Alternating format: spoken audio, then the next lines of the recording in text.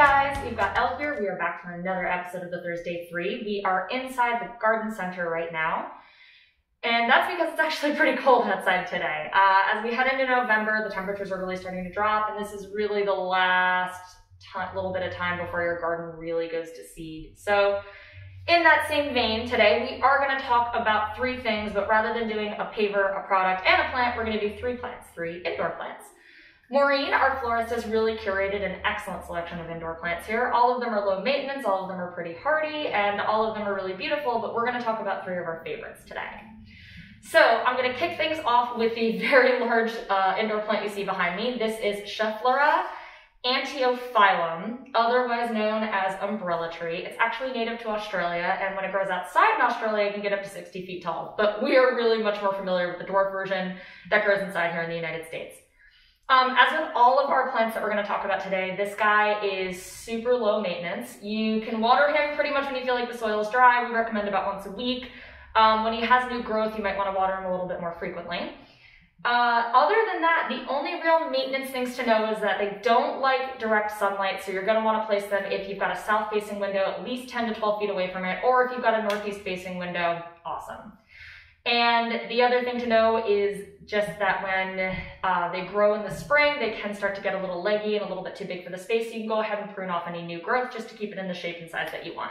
So again, this is Schefflera, otherwise known as umbrella tree. Super awesome. I particularly like it because, as you can see, it's pretty big. It's kind of a statement.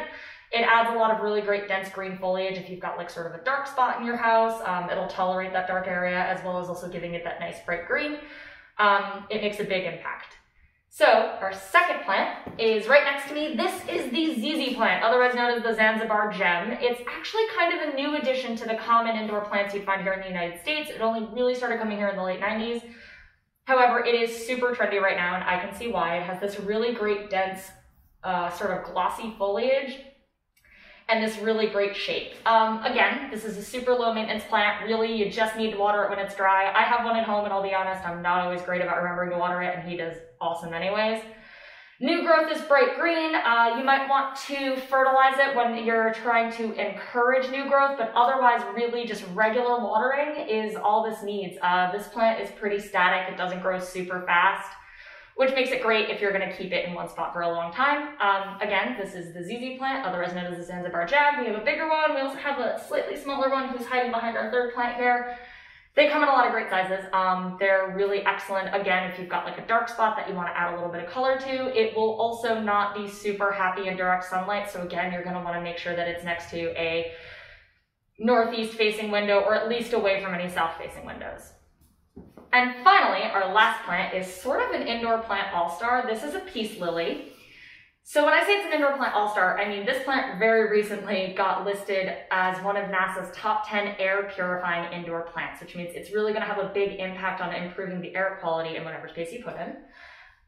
This is a flowering plant native to South America, but here in the United States, it's mostly an indoor plant. As you can see, it does have this lovely flower that it will grow. It's kind of got the center stem with like one petal on it. And it's not actually a lily, despite the fact that they call it a peace lily. It's actually much more closely related to another misnamed lily, the calla lily, and I think you can kind of see the resemblance. Peace lilies are so low maintenance and so easy to care for. They'll actually tell you what they need. If you have a peace lily at home and you notice that the leaves are starting to droop, it's time to water it and it'll bounce back really fast. And even if you let it get to the point where some of the leaves on the bottom are dying out, you can in fact water a peace lily and it will revive itself. They're very hard to kill. These things don't need a whole ton of light either. They're much happier out of direct sunlight, and they've actually been known to even tolerate fluorescent lighting, which is very cool. And finally, as far as maintenance goes, again, water it if you notice the leaves are drooping, or if you check the soil and notice that it's a little bit dry. You don't really need to fertilize these either. They'll grow pretty quickly. What you might want to do though is dust its leaves every once in a while. They're big and kind of showy, so they can collect some dust, and if you really want that big impact that color and gloss brings, you're going to want to dust them. The only thing to notice is that if you notice that the leaves are getting a little bit yellow, or if they're getting brown stripes, that does mean they have too much sun, or they might be near like a vent that's giving them too much heat, so just pay attention to that. So these are 3 indoor plants that you can use to bring into your space and really bring some of that green goodness into your home this year and maybe lift your spirits and also improve your air quality a little bit. Again, that's peace lily, ZZ plant, and umbrella tree. Thank you so much for being with us for another episode of the Thursday 3, and we will see you next week.